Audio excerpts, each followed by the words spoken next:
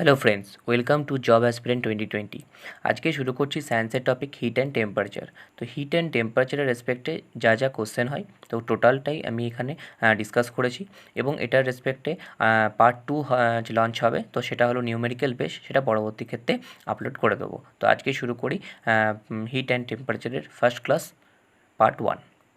Temperature. তো দেখো heat and temperature, তো হিট মানে কি তাপ এবং টেম্পারেচার মানে কি উষ্ণতা বা তাপমাত্রা। তো দেখো তাপ, তো তাহলে তাপ কি না, তাপের ডেফিনেশন। তো তাপের ডেফিনেশন বলার আগে বলি তাপ কি না, তাপ হচ্ছে এক প্রকার কি না শক্তি, এনার্জি, এনার্জি বা শক্তি। তো এনার্জি বা শক্তির একক কি না, এনার্জি বা শক্তির একক হচ্ছে জুল। তাহলে তাপের একক কি না, তাপের একক হচ্ছে ইউনিট হচ্ছে কি না জুল। খেয়াল রাখবে তাপের ইউনিট হচ্ছে জুল। এটা একটা কোশ্চেন হয়। আচ্ছা, তাহলে এবার ডেফিনেশন আসি। তো ডেফিনেশন মানে কি না, ধরো দুটো বস্তু পাশাপাশি রেখেছো, একটা গরম একটা হচ্ছে ঠান্ডা। তাহলে এটা কি না, গরম বস্তু থেকে নরমাল কি ঠান্ডা বস্তু একটু পাশাপাশি রেখে দিলে কি হবে, দুজনে টাচ কন্ডিশন, তাহলে কি হবে না গরম বস্তু থেকে কিছুটা পরিমাণ তাপ শীতল বস্তু যাবে। তার মানে কি গরম বস্তু তাপ ছাড়বে, মানে কিছু একটা ছাড়বে, আর শীতল বস্তু কিছু একটা গ্রহণ করবে। এই কিছুটাই কি না তাপ। তাহলে তাপ নিয়ে দুটো পাশাপাশি বস্তুকে রাখলে গরম বস্তু থেকে শীতল বস্তুতে তাপ আদান প্রদান হয়, মানে কিছু একটা পরিমাণ যায় গরম বস্তু থেকে আর শীতল বস্তু কিছু একটা পরিমাণ গ্রহণ করে। তো এটাকেই বলা হয় কি না হচ্ছে হিট বা তাপ। আচ্ছা, তাহলে এই জিনিসটাকে একটু একটু ক্লারিফিকেশন করি। দেখো হিট, যদি হিটটাকে যদি আমি দুভাগে ভাগ করি তাহলে এরকম বলতে পারি যে হিট একটা হচ্ছে বোধগম্য তাপ, মানে যেটা বোঝা যাচ্ছে বোধগম্য তাপ।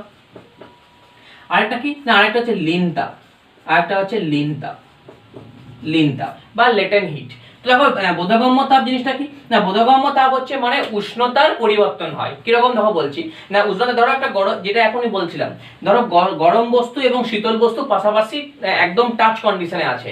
তাহলে এর ধর্ম হচ্ছে, তাপের ধর্ম হচ্ছে যে গরম বস্তু কর্তৃক তাপ কি হবে না বর্জিত হবে, আর সেই তাপটা কি করবে না, সেই তাপটা শীতল বস্তু কি করবে গ্রহণ করবে। আমি এটা আরো ডিটেলসে বলবো, ক্যালোরিমিতি সম্বন্ধে এটা যখন বলবো ডিটেলসে বলবো। তো নরমাল একদম বেসিকে বলছি না, বোধগম্য তাপ হচ্ছে যে উষ্ণ বস্তু কর্তৃক তাপ বর্জিত হয়, আর শীতল বস্তু কর্তৃক তাপ কি হয় না তাপ গৃহীত হয়। হলো। আচ্ছা, লীন তাপ কি না, লীন তাপে হচ্ছে যে এখানে তাপের কোনো পরিবর্তন হয়, মানে উষ্ণতার কোনো উষ্ণতার কোনো পরিবর্তন হয় না, কি হয় না অবস্থার পরিবর্তন হয়। তাহলে এখানে ফার্স্ট পয়েন্ট যে এখানে অবস্থা চেঞ্জ হয় বা পরিবর্তন হয়, আর এখানে কি না টেম্পারেচার চেঞ্জ হয়। ঠিক আছে? তাহলে দেখো এখানে বোধগম্য তাপ মানে টেম্পারেচার চেঞ্জ হয়, আর এখানে লীন তাপ মানে অবস্থার চেঞ্জ হয়। তাহলে এখানে অবস্থার পরিবর্তন হয় না, এখানে উষ্ণতার পরিবর্তন হয় না। তাহলে এই হলো তাপের দুটো ভাগ, একটা বোধগম্য তাপ যেখানে উষ্ণতার পরিবর্তন হয়, এই যে টেম্পারেচার পরিবর্তন হয় কিন্তু অবস্থার পরিবর্তন হয় না। আর লীন তাপ কি, লীন তাপ হচ্ছে যে অবস্থার পরিবর্তন হয়। অবস্থার পরিবর্তন হয় মানে কি, কঠিন, ধরো কোনো একটা বস্তু কঠিন, সে হতে পারে তরল হয়ে গেল, সে হতে পারে বাষ্প হয়ে গেল, বা তরল ছিল সে বাষ্প হলো, কঠিন হলো, তার অবস্থার পরিবর্তন হচ্ছে কিন্তু উষ্ণতার কোনো পরিবর্তন হয় না। তাহলে এটাকে বলে থাকে লীন তাপ। তাহলে তাপের দুটো ডেফিনেশন হলো। আচ্ছা, এবার এটা আসছে আরো ডিটেইলসে আসছি। তো ধরো এবার আমি ধরো তার আগে একটু জিনিস করে নিই, যেগুলো আগে ইম্পর্টেন্ট জিনিসগুলো, তারপর আমি আসছি এক পর পর। তো যেটা সবথেকে ইম্পর্টেন্ট সেটা হচ্ছে আপেক্ষিক তাপ। এই আপেক্ষিক তাপ কাকে বলে, এটার উপর ভিত্তি করেই তোমাদের দেখবে, তোমাদের যে আরসি থেকে যে ম্যাটেরিয়ালটা দেওয়া হয়েছে সেই ম্যাটেরিয়ালটা দেখবে আপেক্ষিক তাপের একটা ভালো ডিটেইলস একটা তোমার এর মধ্যে কি মানে ডিটেইলস একটা তোমার ডিসকাস করা আছে। মানে ডাইরেক্ট হয়তো তোমার বলে দেওয়া নেই, মানে কোনো পয়েন্ট নেই, কিন্তু এই স্পেসিফিক হিটের উপর করেই তোমার টোটালটা তোমার বলে দিয়েছে। এই দেখবে তোমার কনভেকশন আছে, তারপর তোমার রেডিয়েশন আছে, এই যে এগুলো যেগুলো বলেছে, তো এগুলোর পুরো ভিত্তিতে কিসের উপর আসছে না হচ্ছে তোমার স্পেসিফিক হিট বা আপেক্ষিক তাপ। ম্যাটেরিয়ালটা একবার দেখে নেবে। তারপর আপেক্ষিক তাপ কাকে বলে, তা আপেক্ষিক তাপ বা বলা যায় কি না স্পেসিফিক হিট। আপেক্ষিক তাপ বা স্পেসিফিক হিট, খেয়াল রাখবে আপেক্ষিক তাপ বা স্পেসিফিক হিট। তো এই স্পেসিফিক হিট এটাকেই বলা থাকে, আচ্ছা specific hit capacity. Specific hit হচ্ছে ক্যাপাসিটি, স্পেসিফিক হিট ক্যাপাসিটি। এটা কি বলা হয় SHC. Specific SH hit H R capacity C, তাহলে এসএইচসি। তাহলে এটাকে বলা থাকে আপেক্ষিক তাপ। এবারে বলে আপেক্ষিক তাপ কাকে বলে। দেখো ডেফিনেশন পড়ার দরকার নেই, জিনিসটাকে বোঝার চেষ্টা করো। ধরো আমি বলছি যে এটার মধ্যে ধরো তোমার ধরো এরকম নরমাল ধরো যে ধরো এটা কিছুটা পরিমাণ জল আছে, আমি ধরলাম 1 গ্রাম পরিমাণ জল আছে, আর এটাকে আমি বলছি 1 গ্রাম পরিমাণ জল আছে। তো 1 গ্রাম পরিমাণ জলটার কিছু একটা উষ্ণতা আছে।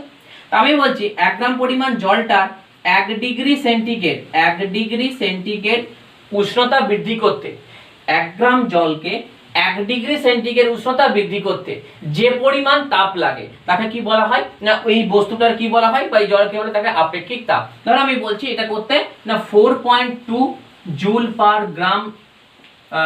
পার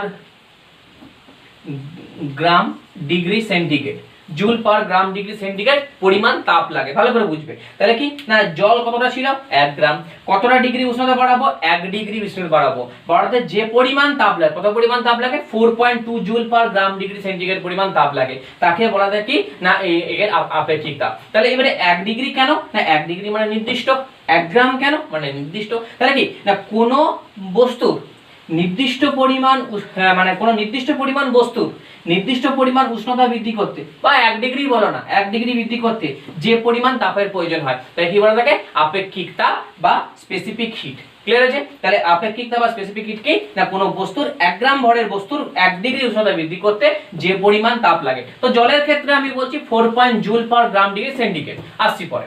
আচ্ছা এরপরে বলি একটু ইউনিটটা পড়ে নিই। তো ইউনিট কি, ইউনিট হচ্ছে নরমাল,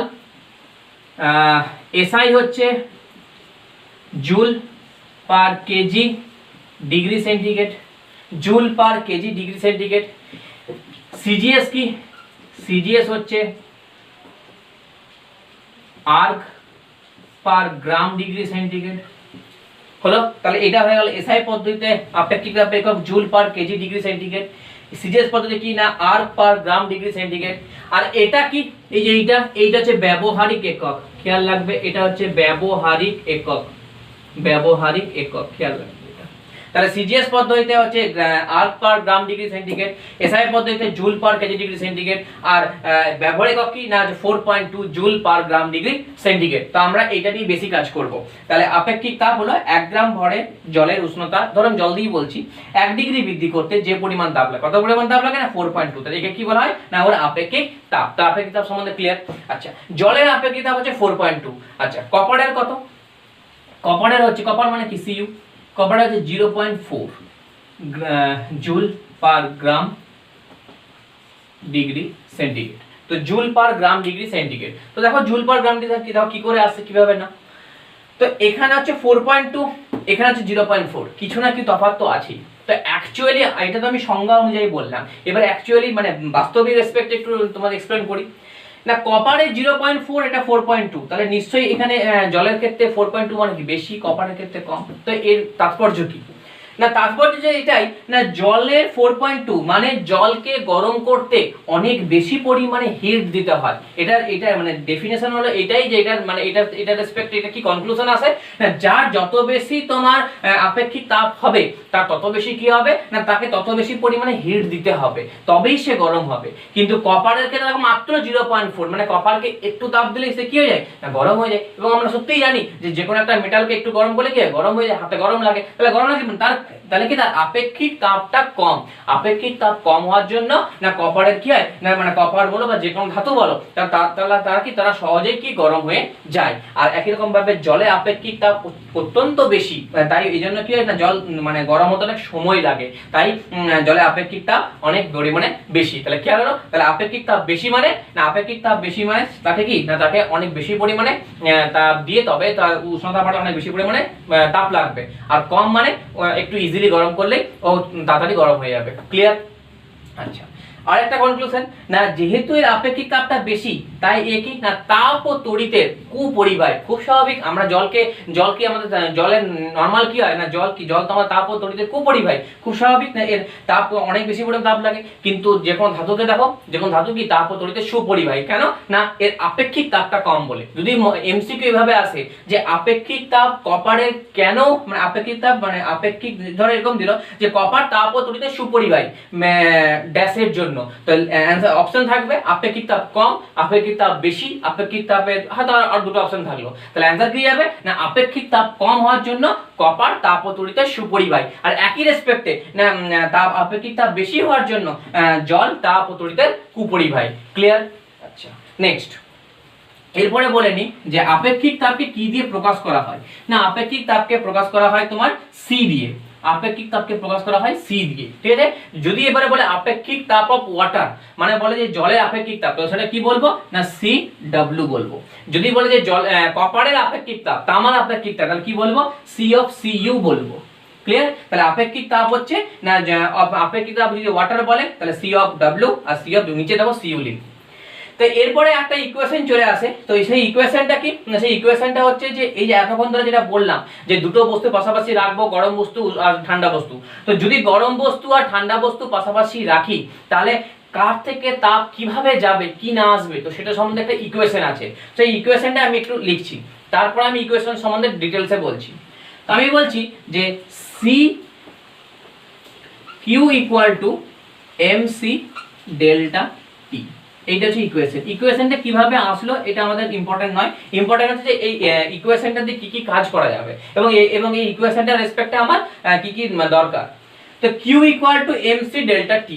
এবারে বলো কিউ কি না, কিউ হচ্ছে যে তোমার absorbing heat or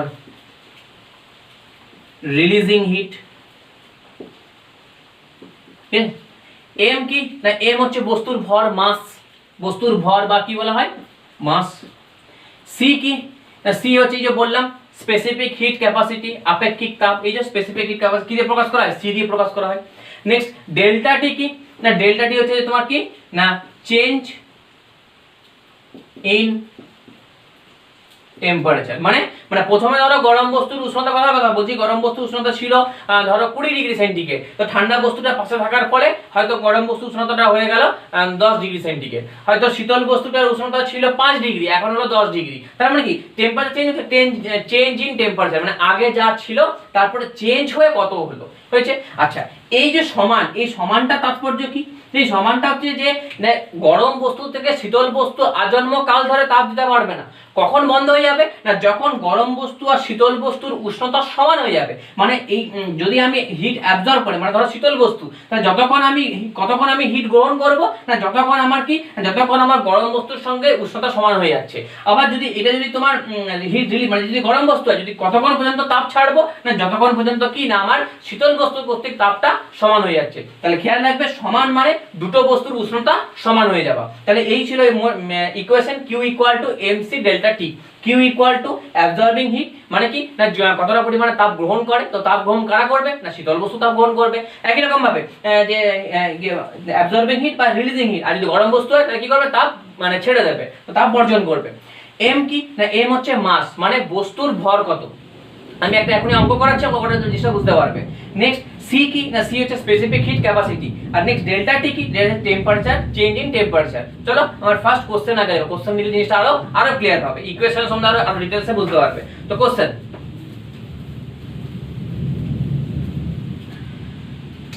find the amount of heat required to heat water bracketed 2 gram from 10 degree centigrade to 40 degree centigrade. আর ব্র্যাকেটে দেওয়া আছে CW equal to 4.2 joule per gram degree centigrade. দেখো এই হচ্ছে question, they find the amount of heat required to heat water 2 গ্রাম from 10 degree centigrade to 40 degree centigrade. তাহলে আগে আমি ইকুয়েশনটা লিখে নিই। কি আমি ইকুয়েশন শিখেছি, Q equal to MC delta T, এই হচ্ছে আমার ইকুয়েশন। আচ্ছা, বলছে find the amount of heat require. তো এই রিকোয়ার কথার মানে কি না, রিকোয়ার কথার মানে হচ্ছে তোমার কি দরকার, তাহলে দরকার, তাহলে কতটা পরিমাণ হিট দরকার, তাহলে এইটাই হয়ে গেল কিউ। বুঝতেই পারছো হিট দরকার, তাহলে কি রকম দরকার না হয় গ্রহণ না হলে বর্জন। তো ঠিক আছে, আমার দরকার নেই, তাহলে অ্যামাউন্ট অফ হিট মানে কি হয় এই কিটা না, এখানে অ্যামাউন্ট অফ হিট মানে আমরা কিউ বার করতে চেয়েছে, বুঝে গেল। নেক্সট হচ্ছে তোমার এম। দেখো এম কত, দেখো লেখা আছে 2 গ্রাম, তো আমি পাশে লিখে দিলাম 2, ক্লিয়ার।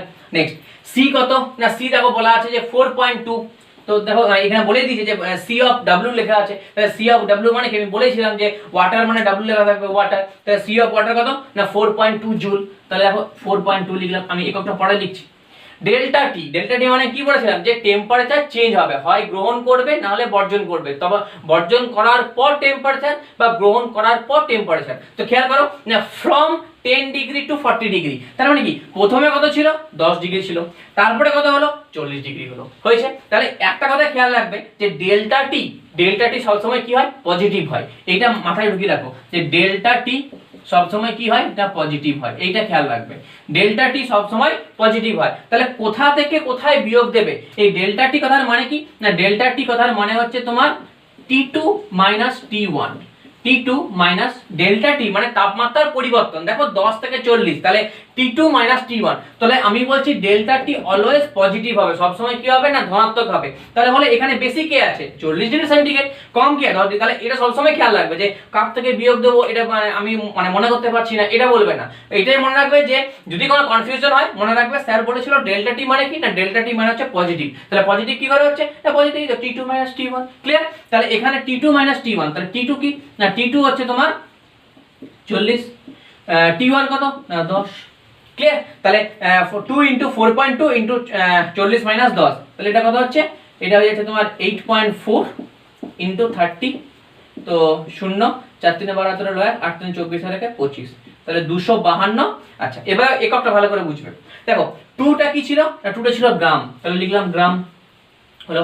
আচ্ছা 4.2 কি ছিল না 4.2 ছিল কি জুল, তাহলে 4.2 ছিল joule per gram degree centigrade, এটা তো নিচেই ছিল না joule per gram degree centigrade, into কি না ডেল্টা টি মানে কি ছিল ডেল্টা টি একক কি না ডেল্টা টি দেখো বলে সেন্টিগ্রেড, তাহলে ইনটু সেন্টিগ্রেড, তাহলে এটাই ছিল ইনটু সেন্টিগ্রেড। তাহলে দেখো সেন্টিগ্রেড দেখো কাটলো মানে ডিগ্রি সেন্টিগ্রেড, দেখো সেন্টিগ্রেড ডিগ্রি সেন্টিগ্রেড কাটলো। আচ্ছা গ্রাম কাটলো, তাহলে কি পড়ে রইল জুল, তাহলে 250 কি জুল, আর কিউটা কি বলেছে অ্যামাউন্ট অফ হিটের একক কি হিটের একক জুল, ক্লিয়ার। আমি এখন এতক্ষণ পর্যন্ত যা বললাম দেখো সবগুলো বলে দিই, তাপ এক প্রকার শক্তির একক কি বলেছিলাম এনার্জি, মানে শক্তি মানে কি বলেছিলাম জুল, দেখো তারপরে কত জুল বেরিয়েছে। কিউ সমান এমসি ডেল্টা টি, কিউ মানে কি না হয় ছাড়বে নাহলে গ্রহণ করবে সেই পরিমাণ তাপ, তাহলে এখানে কি না দেখো 252 জুল পরিমাণ তাপ হয়েছে, আর এখানে দেখো সব কাটাকাটি করে দেখো জুলই বেরিয়েছে, তার মানে কি তাপের এককটাই বেরিয়েছে, তাহলে কত পরিমাণ তাপ দরকার না হচ্ছে 252 জুল পরিমাণ তাপ দরকার, যেটা 10 ডিগ্রি থেকে 40 ডিগ্রি পরিমাণ তাপকে এটা ওয়াটারকে মানে তোমার মানে ইয়ে করবে মানে হিটকে নিয়ে যাবে, হয়েছে। নেক্সট পরের কোশ্চেন। আচ্ছা খেয়াল রাখবে যে এইখানে দেখো 252 জুল, আর খেয়াল রাখবে যে তোমার 10 ডিগ্রি থেকে 40 ডিগ্রি, খেয়াল রাখবে উষ্ণতাটা বেড়েছে, একটু এর পরের প্রবলেমটা দেখতে পাবে যে এখানে উষ্ণতাটা বেড়েছে, খেয়াল রাখবে। পরেরটা বলি,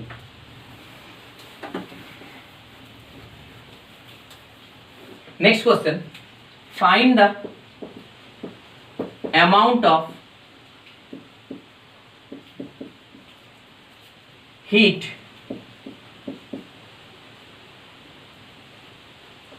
required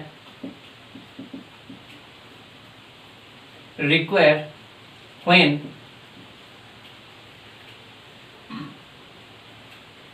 water is cooled bracketed 2 gram from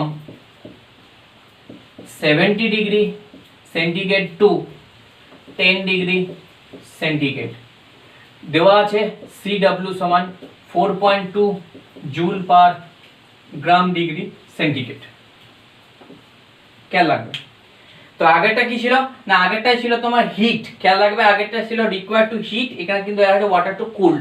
আচ্ছা এখানে দেখো 70 ডিগ্রি থেকে 10 ডিগ্রি, আগে কিন্তু কম থেকে বেশি ছিল, এখানে কিন্তু বেশি থেকে কম হয়েছে, তো দেখো জিনিসটা কি হয় জিনিসটা বোঝাচ্ছি।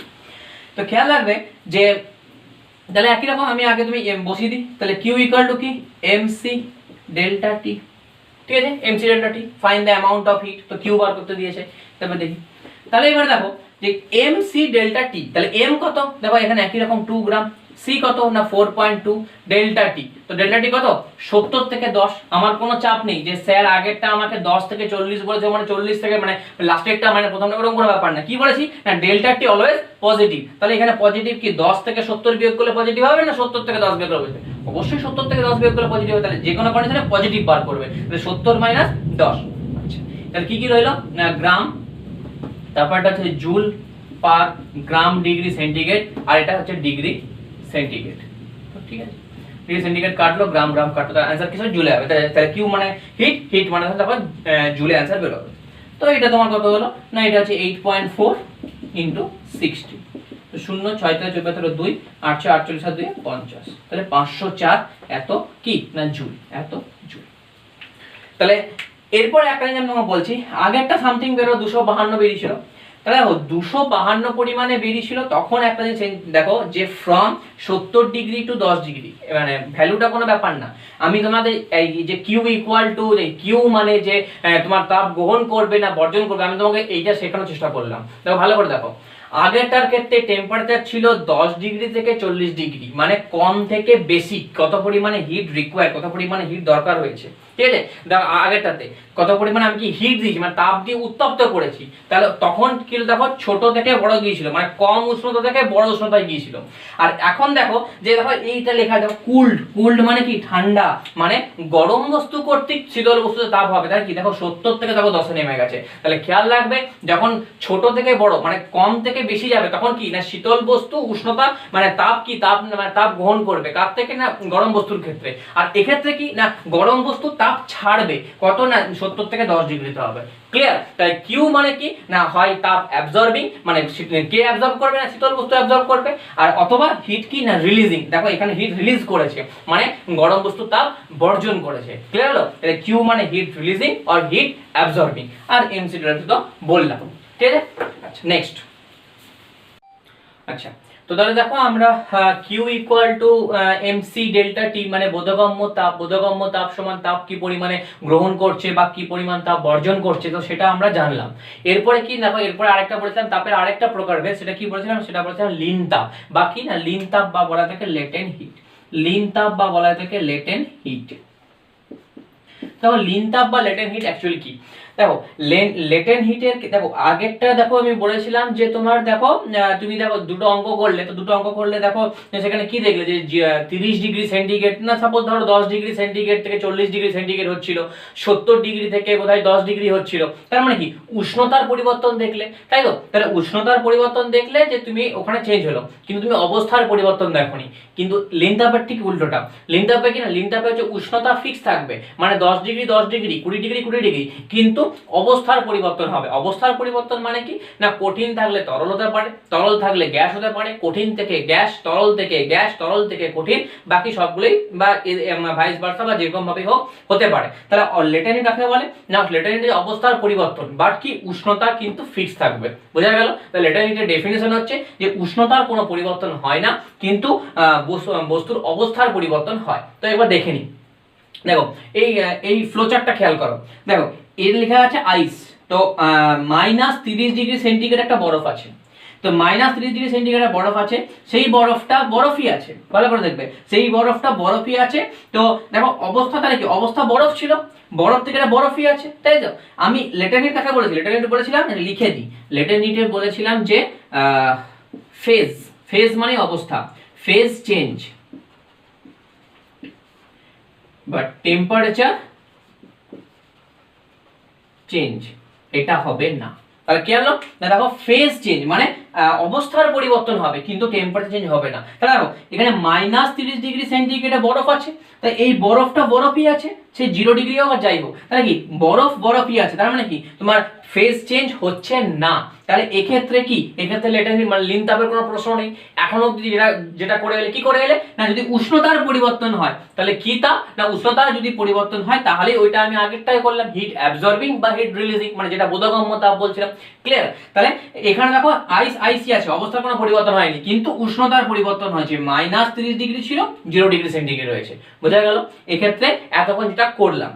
নেক্সট খেয়াল করো, দেখো এখানে আইস আছে, এখানে দেখো ওয়াটার আছে, ভালো করে খেয়াল করবে, এখানে আইস আছে, এখানে ওয়াটার আছে, এখানে দেখো টেম্পারেচার 0 ডিগ্রি সেন্টিগ্রেডই আছে আর এখানে তো 0 ডিগ্রি সেন্টিগ্রেডই আছে। তাহলে লিন তাপের ডেফিনিশনে কি বললাম যে ফেজ চেঞ্জ হবে, ফেজ মানে অবস্থা চেঞ্জ হবে।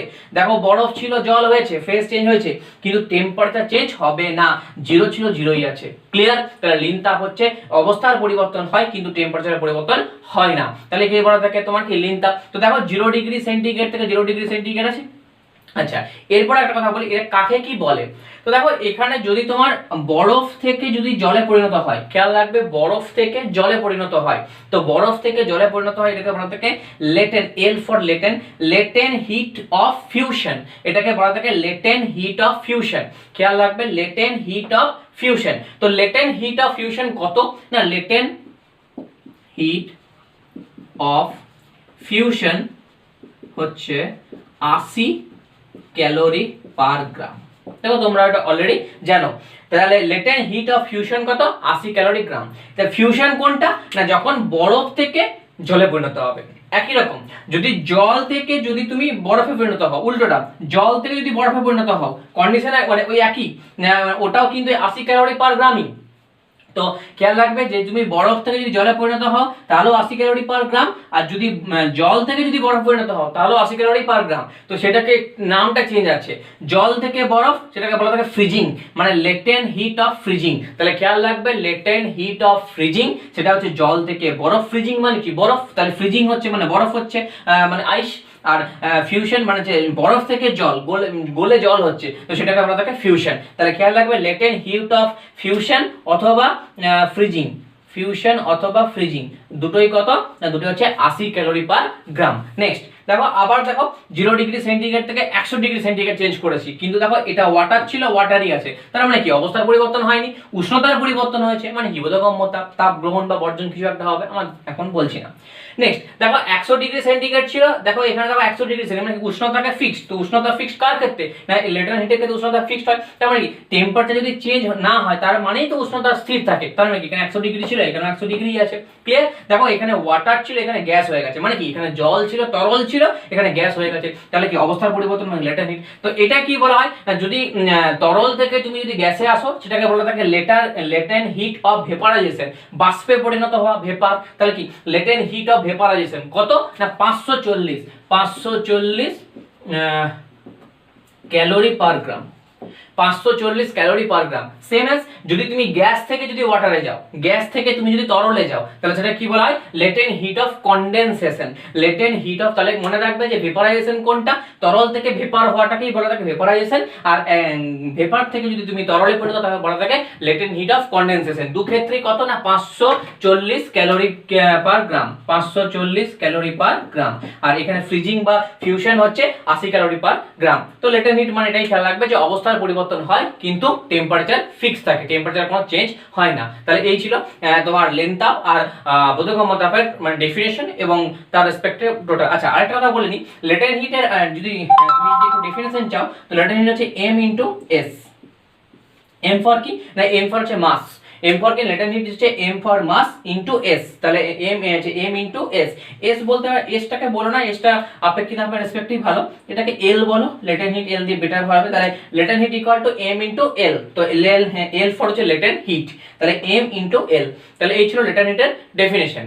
আচ্ছা এরপর দেখো একটা ইম্পর্টেন্ট টপিক পড়াচ্ছি। তো ইম্পর্টেন্ট টপিক হচ্ছে ক্যালোরিমিতির মূলনীতি, ক্যালোরিমিতির মূলনীতি। আচ্ছা তো ক্যালোরিমিতির মূলনীতি বা এটাকেই বলা হয় প্রিন্সিপাল অফ ক্যালোরিমেট্রি, প্রিন্সিপাল অফ ক্যালোরিমিতি, ক্যালোরিমিতির মূলনীতি। তো ক্যালোরিমিতির মূলনীতি কি না, আমি যদি বাংলায় বলি উষ্ণ বস্তু, যেটা অলরেডি বললাম না, উষ্ণ বস্তু কর্তৃক বর্জিত তাপ সমান কি শীতল বস্তু কর্তৃক গৃহীত তাপ। তো এটা যদি আমি লিখি যে heat releasing by hot body, দেখো হট বডি আর কুল বডির কনসেপ্টটা বলছি, equal to heat absorbing by cooled body.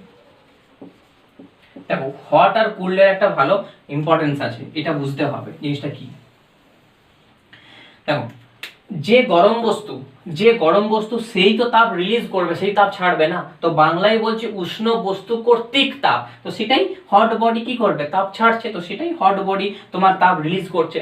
কতটা পরিমাণ রিলিজ করছে না, এ যতটা পরিমাণে ছাড়ছে ঠিক ততটা পরিমাণে কুল বডি মানে কি ঠান্ডা মানে শীতল বস্তু সে কি করছে, অ্যাবজর্বিং মানে কি গ্রহণ করছে। তাহলে এ যতটা ছাড়ছে এ ততটাই গ্রহণ করছে, কেউ বেশি কম নয়, ওই জন্য এটা কি আছে, ইকুয়াল সাইন আছে, মানে এ যত ছাড়বে এ ততই নেবে। তাহলে এটাই হয়ে গেল ক্যালোরিমিতির মূলনীতি। আরেকটা বলা হয় এখানে কম্পিটিটিভ একটা কোশ্চেন আসে, তো ক্যালোরিমিতির মূলনীতি বলা হয় বা এটাকে বলা থাকে মিক্সিং থিওরি, এখানে বলা থাকে মিক্সিং থিওরি। তো দেখো মিক্সিং থিওরি, আরেকটা মিক্সিং থিওরি বলা হয় বা মেথড অফ মিক্সচারও বলা হয়। মিক্সিং থিওরি বা method of mixture, method of mixture. আচ্ছা এইটাকে, এই টেম্পারেচারটা এই ইকুয়াল টু মানে এটাকে বলা থাকে ইকুইভ্যালেন্ট, হ্যাঁ ইকুইভ্যালেন্ট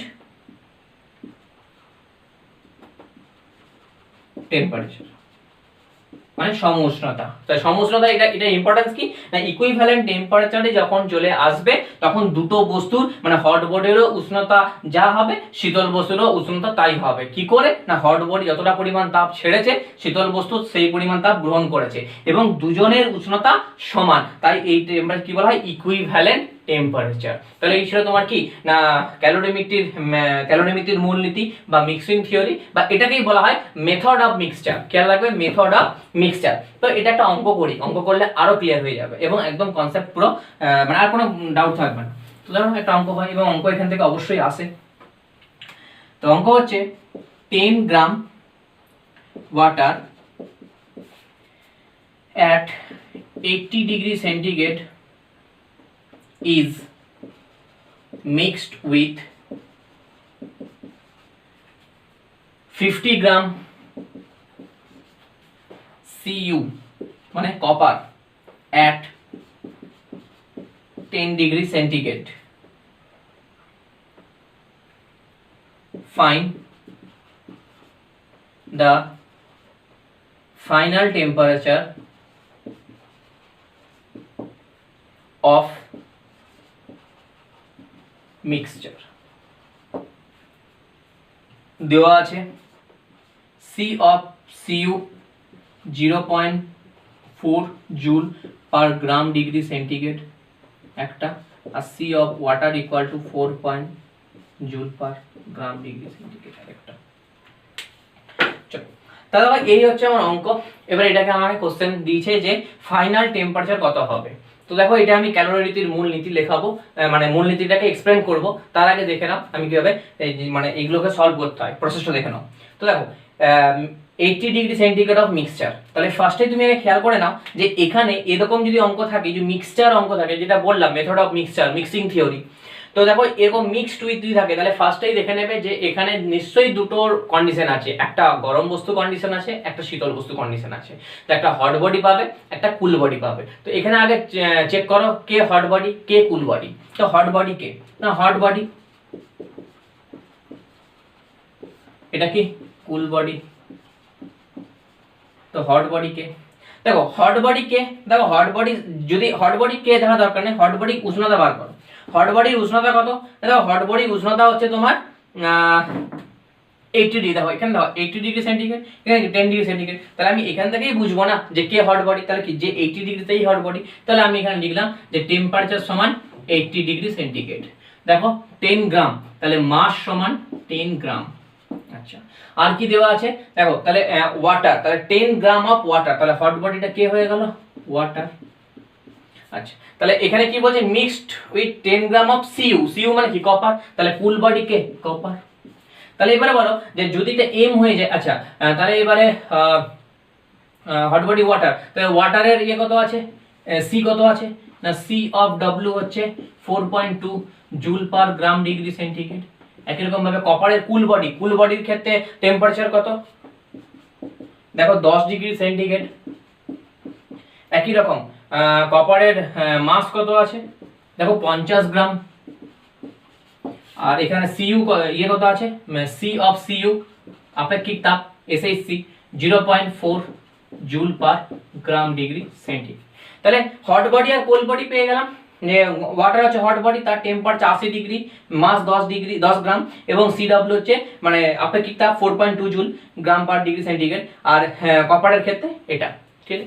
তাহলে আমি তখন সব ডেটাই পেয়ে গেছি, কিন্তু আমাকে বলেছে যে ফাইনাল টেম্পারেচার কি হবে। তাহলে ভালো করে বুঝো, তাহলে গরম বস্তু কে, এ শীতল বস্তু। তাহলে আমি এতক্ষণ কি শিখলাম ক্যালোরিমিতির মূলনীতিতে, যে গরম বস্তু কর্তৃক তাপ কি বর্জিত হবে, আর শীতল বস্তু কর্তৃক তাপ কি সেটা কি গ্রহণ করবে। তাহলে এইখানে কি হচ্ছে মাইনাস থিটা। তাহলে মাইনাস ধরো, আমি ধরো এরকম বললাম, ধরো এখান থেকে হচ্ছে তোমার ধরো যে এখন বললাম না, ধরো আমি এরকম বললাম যে এখান থেকে কিছু পরিমাণ তাপ ছাড়লো, সেই একই পরিমাণ তাপটা কে গ্রহণ করলো, না ধরো গ্রহণ করলো হচ্ছে এই কপার। তো কি পরিমাণ ছাড়লো, না থিটা পরিমাণ ছাড়লো, নিশ্চয়ই ওইটা বেশি, সেইটাই গ্রহণ করছে কে, না কুল বডি। ক্লিয়ার? তাহলে এটাকে যদি আমি ইকুয়েশনে লিখি, তাহলে দেখো, তাহলে এখানে তাহলে এ ছাড়ছে, তাহলে কি এটা রিলিজিং হিট, আর এ কি করছে গ্রহণ করছে, এটা কি অ্যাবজর্বিং হিট। তাহলে releasing heat equal to absorbing heat. তাহলে আমি এটা বলতে পারি যে রিলিজিং হিট আর অ্যাবজর্বিং হিট মানে এটা বলতে পারি যে রিলিজিং হিট মানে কি Q equal to MC delta T, আর অ্যাবজর্বিং হিট মানে কি Q equal to MC delta T. যেটাই রিলিজিং সেটাই তো অ্যাবজর্বিং। তো আমি তো মানে বোধগম্যতা শুরুতেই পড়ালাম Q equal to MC delta T. তাহলে এ যেটা ছাড়ছে সেটা কি রিলিজিং, তাহলে এটা লিখলাম M C delta T equal to এ যেটা গ্রহণ করছে সেটা কি তোমার অ্যাবজর্বিং, তাহলে কি এম সি ডেল্টা টি। তো এখানে এম কত আছে, দেখো এখানে এম হচ্ছে 80, না এখানে এম হচ্ছে 10, সি হচ্ছে 4.2, আর ডেল্টা টি। তো ডেল্টা টি কত ছিল, দেখো টেম্পারেচার কত ছিল 80 ডিগ্রি ছিল, থিটা পরিমাণে ছাড়ছে, তাহলে ছাড়লে কি হয় কমছে, তাহলে মাইনাস হবে। তাহলে 80 ডিগ্রি মাইনাস থিটা, বুঝা গেল। দেখো উষ্ণ বস্তু তাপ ছেড়েছে, সেটা কে গ্রহণ করেছে, সেটাই গ্রহণ করে শীতল বস্তু। তাপ এর কত এম কত 50, সি অফ এটা কত 0.4, ইয়ে কত তোমার টেম্পারেচার কত দেখো 10 ডিগ্রি। তো কি না যে পরিমাণ ছাড়ছে সেই পরিমাণ গ্রহণ করছে, তার মানে থিটাটাই বেশি, তাহলে কি থিটা মাইনাস 10। বুঝা গেল? তাহলে দেখো উষ্ণ বস্তু কর্তৃক তাপ ছাড়লো 80 ডিগ্রি মাইনাস থিটা, আর সেই তাপটাই গ্রহণ করলো থিটা মাইনাস এখানে দেখো 10 ডিগ্রি মানে 10। তো তুমি এখানে এটা ক্যালকুলেশন করো, ক্যালকুলেশন করলে এটা আমি ডাইরেক্ট করে দিলাম। থিটা ইকুয়াল টু এটা বেরোচ্ছে হচ্ছে এটা ক্যালকুলেশন করলে টাইম লাগবে, তো আমি তাড়াতাড়ি করে দিলাম। এটা অ্যান্সার হচ্ছে 17/80/31।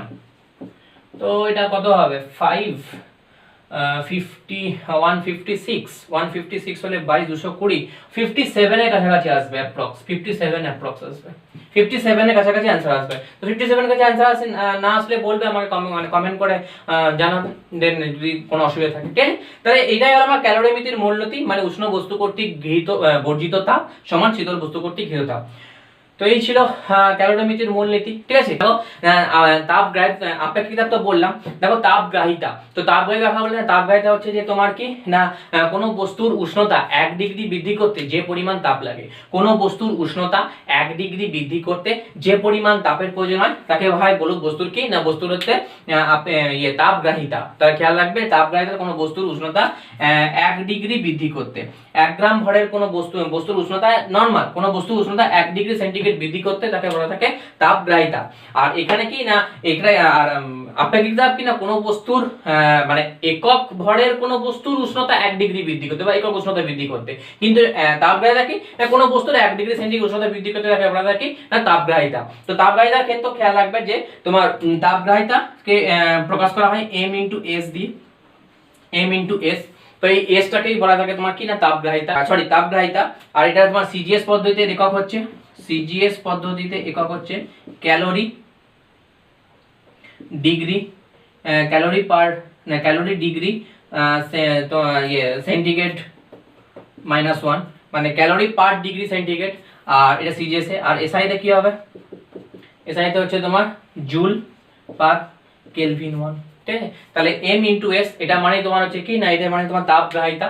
কোনো বস্তুর উষ্ণতা 1 ডিগ্রি বৃদ্ধি করতে, তাকে বলা হয় কোনো বস্তুর উষ্ণতা 1 ডিগ্রি বৃদ্ধি করতে, সি নাও হতে পারে, 1 ডিগ্রি বৃদ্ধি করতে যে পরিমাণ তাপের প্রয়োজন হয় তাকে বলা যায় তোমার কি না বস্তুর তাপগ্রাহিতা।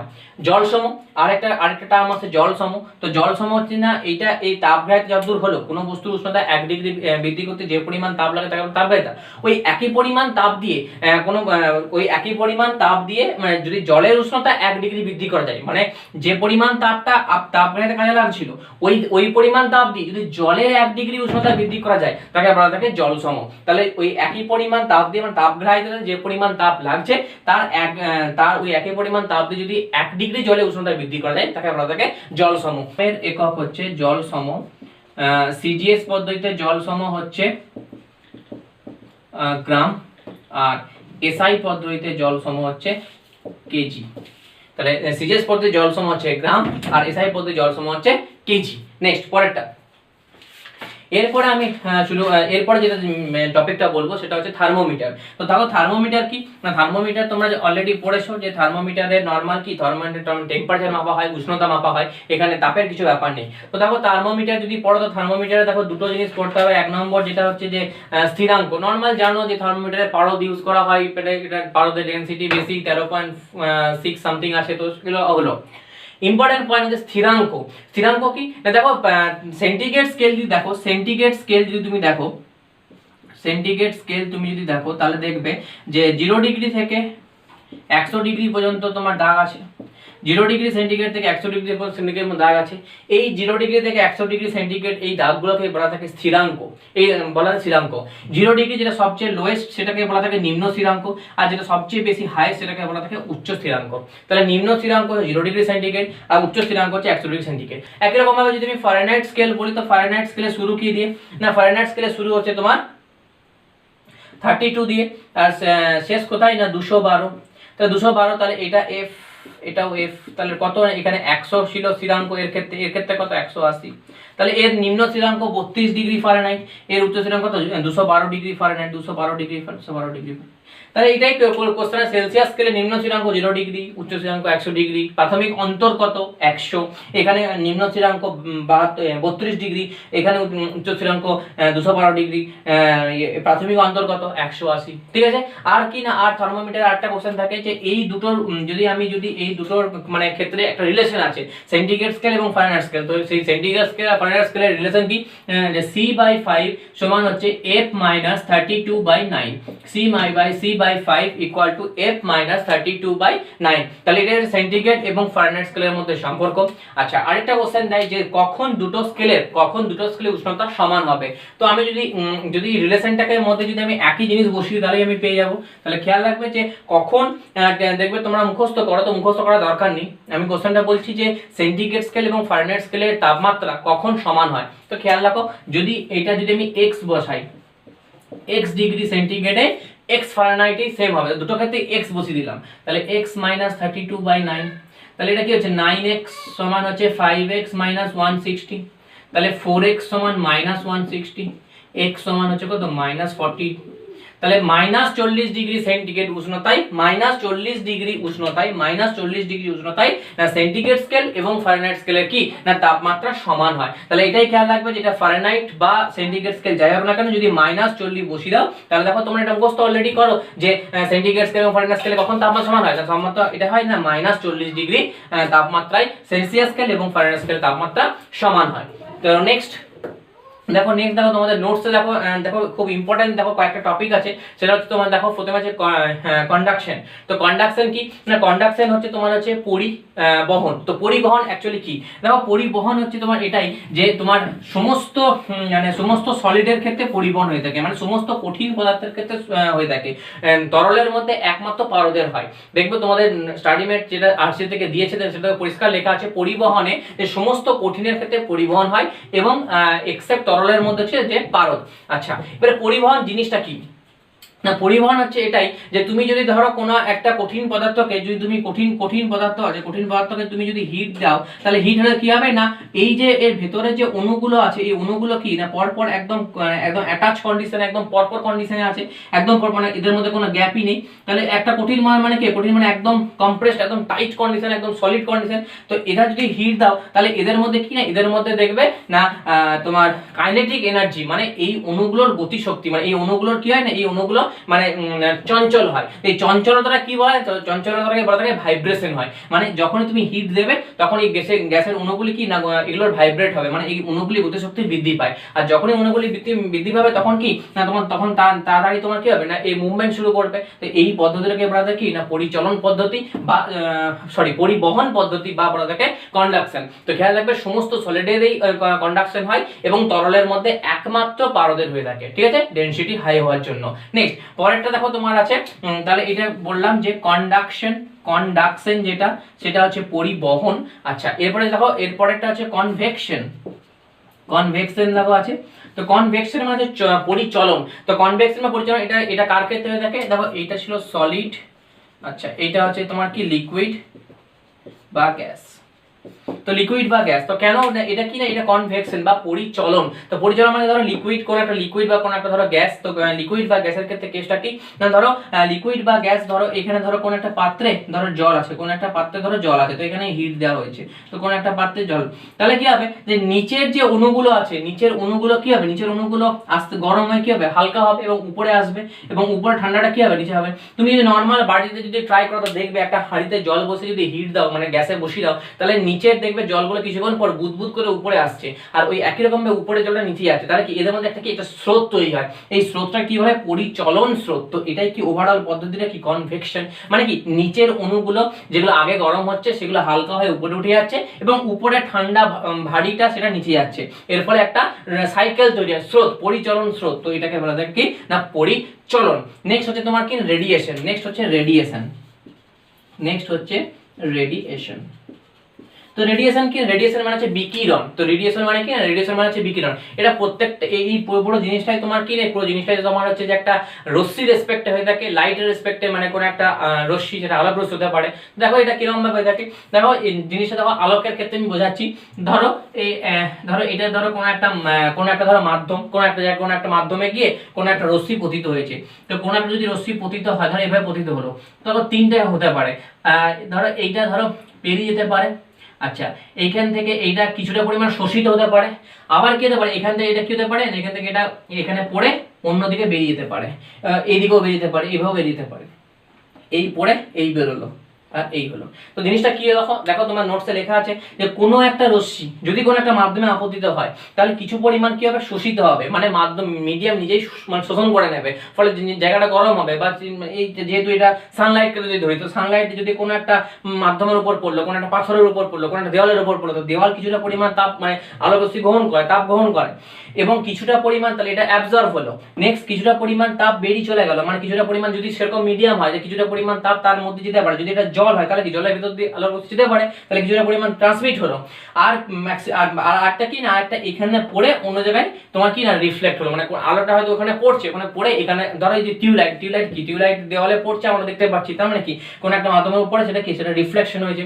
তাহলে রেডিয়েশনের তিনটে জিনিস হয়, একটা অ্যাবজর্ব হয়, এখানে তাপ শোষিত হলো বা কি মানে ওটাকে গ্রহণ করলো, একটা ট্রান্সমিট হয় মানে পেরিয়ে চলে গেল, আর একটা কি না আরেকটা তোমার হচ্ছে রিফ্লেকশন হয়। তো এই ছিল তোমার রেডিয়েশন। তো রেডিয়েশনের ক্ষেত্রে এই তিনটে নাম খেয়াল রাখবে। কনভেকশন মানে লিকুইড বা গ্যাস, এটা তোমার পরিচলন। আর এটা কন্ডাকশন মানে তোমার খেয়াল রাখবে সলিডের ক্ষেত্রে এক্সেপ্ট কপার মার্কারি ইউজ হয়, পারদ ইউজ থাকে এটার মধ্যে, এটাকে বলা থাকে পরিবহন। তো এই ছিল টোটাল আজকে তোমার হিট এবং টেম্পারেচারের টোটাল থিওরি, এবং টোটাল আমি কয়েকটা অঙ্ক করালাম। তো